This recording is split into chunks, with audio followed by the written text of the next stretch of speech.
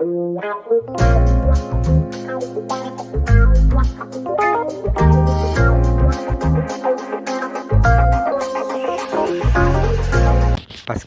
16 October 2025 খ্রিস্টাব্দ, রোজ বৃহস্পতিবার।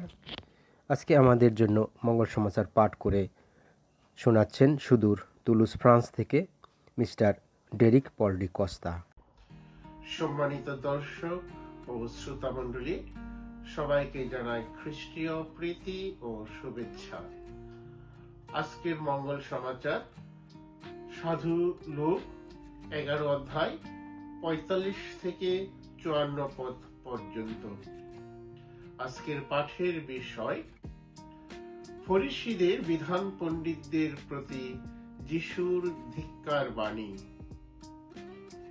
এই সময়ে বিধান পণ্ডিতদের একজন যিশুকে বলে উঠলেন, গুরু, এই কথা বলে কিন্তু আপনি আমাদেরও অপমান করছেন।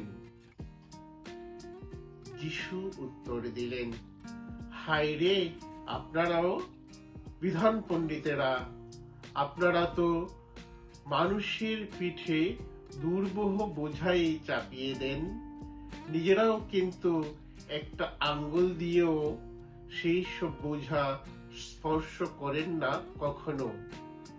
হায় রে আপনারা তো প্রবক্তাদের সমাধি মন্দির গেঁথে তোলেন, অথচ আপনাদের পিতৃপুরুষরাই কিন্তু তাদের হত্যা করেছিলেন। তার মানে আপনাদের পিতৃপুরুষেরা যা করেছিলেন আপনারা এখন একই সঙ্গে তার সাক্ষ্য দিচ্ছেন, তার সমর্থনও করছেন। প্রবক্তাদের হত্যা করেছেন তারা। সেই জন্যেই তো প্রবক্তাময় ঈশ্বর বলেছেন, ওদের কাছে আমি তো কত প্রবক্তাকে, কত প্রেরিত দূতকেই পাঠাবো, তাদের কাউকে ওরা হত্যা করবে, কাউকে আবার নির্যাতন করবে। আর তাই জগৎ সৃষ্টি থেকে এ পর্যন্ত প্রবক্তাদের রক্ত ঝরানো হয়েছে। তা আবেলের রক্ত থেকে শুরু করে সেই জাকারিয়ার রক্ত পর্যন্ত, যিনি মন্দিরের যজ্ঞ বেদী ও পুণ্য স্থানটির মাঝখানে প্রাণ হারিয়েছিলেন। তাদের সকলেরই রক্ত ঝরানোর হিসাব এই প্রজন্মের মানুষদের কাছ থেকেই একদিন চেয়ে নেওয়া হবে। হ্যাঁ, আমি আপনাদের বলছি, এর হিসাব এই প্রজন্মের মানুষদেরই কাছ থেকে চেয়ে নেওয়া হবে। হায় রে আপনারা বিধান পণ্ডিতেরা, আপনারা তো সরিয়ে রেখেছেন জ্ঞান ভান্ডারের চাবিকাঠি। আপনারা নিজেরাও ভেতরেই যাননি, আর যারা ভেতরে যেতে চেয়েছিল তাদেরও যাবার পথ বন্ধ করে দিয়েছেন। যিশু সেই বাড়ি থেকে বেরিয়ে আসার পর শাস্ত্রীরা ও ফরাসিরা এসে তার প্রতি উগ্র আক্রোশ দেখাতে লাগলেন।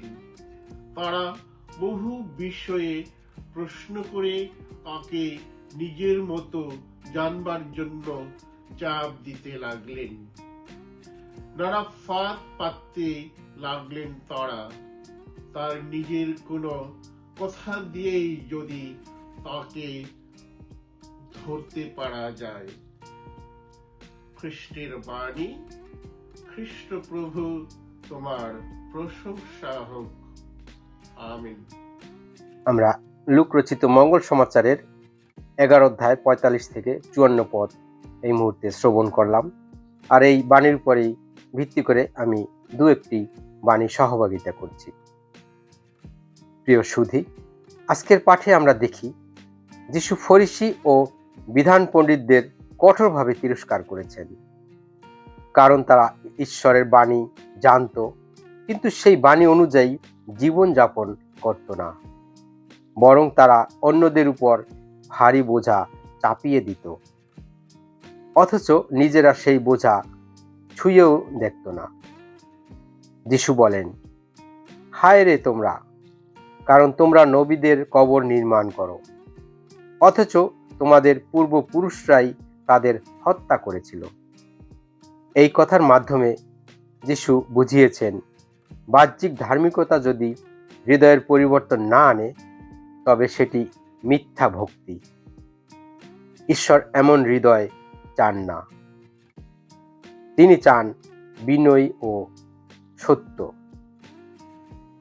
আজও আমাদের মধ্যে অনেক সময় এমন প্রবণতা দেখা যায়, আমরা ধর্মীয় আচারে যত্নবান, কিন্তু প্রেম, ন্যায় ও করুণায় গাফিলতি করি। যিশু আমাদের স্মরণ করিয়ে দেন, ঈশ্বরের বাক্য শুধু মুখে নয়, জীবনে কার্যকর করতে হবে। প্রিয়জনেরা, খ্রিস্ট আমাদের আহ্বান করেছেন অন্যদের উপর বোঝা না চাপিয়ে বরং একে অপরের ভার বহন করতে। যখন আমরা বিনয় ও প্রেমের সাথে চলি, তখন আমরা সত্যি খ্রিস্টের অনুসারী হই।